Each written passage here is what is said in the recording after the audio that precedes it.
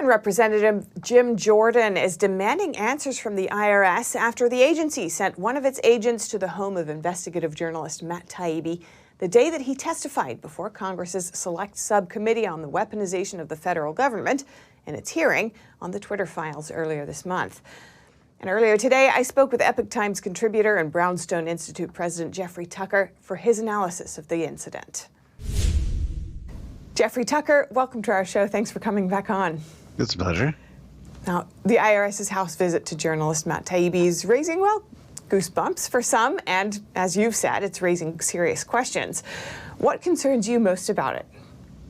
Well, it looks like an example of extreme politicization of the agency, which is, now operating as an agent of the administrative state. What's fascinating about this, in some ways, is that Matt Taibbi didn't reveal anything in the Twitter files that impacted on the IRS as such.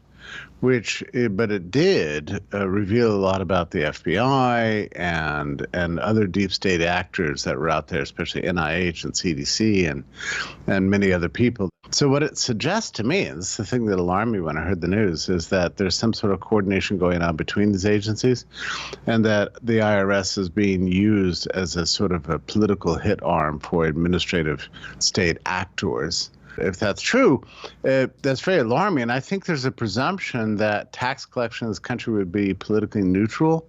And I know there are occasions when some presidents in the past and some political actors in the past have used the IRS to do their sort of dirty work, in various political wars and that sort of thing. But it's been very uncommon. But this seemed to be just flat out routine, and it can't be a coincidence. It happened on the same day that he was testifying and revealing everything that he had learned. And you could tell from the anger in the hearings that Taibbi was in a great deal of trouble. So it's profoundly disturbing. Most of the legacy media outlets haven't paid much attention to this story yet. How do you see their attitude towards the Twitter files in the context of the First Amendment?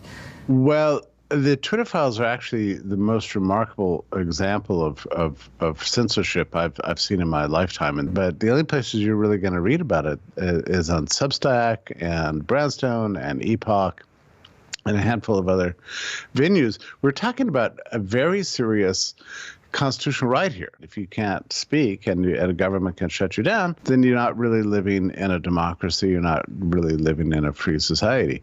So this is very foundational to who we are as Americans. And the Twitter files revealed that you've got a junta out there, a very powerful, permanent government that's attacking these values at their very core. And so what do you think should be done to ensure that Americans aren't being targeted unfairly for their views and beliefs by any government agency?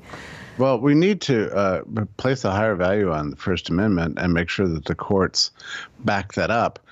Now, one problem we have is that we don't really have a mechanism in place to prevent this from happening again, even if the courts decide against Fauci and NIH and the whole machinery of COVID controls, including the FBI and even the IRS. I mean, if the courts decide against them, what exactly are the penalties? Who's going to have to pay any fines?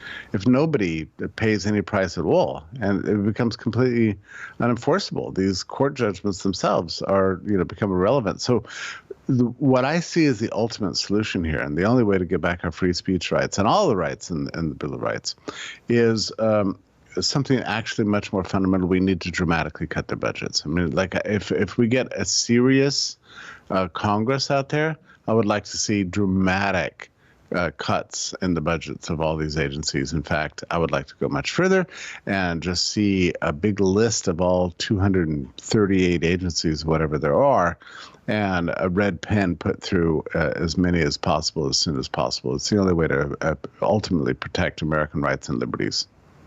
All right. Thank you so much, Jeffrey Tucker, founder and president of the Brownstone Institute and contributor to the Epoch Times.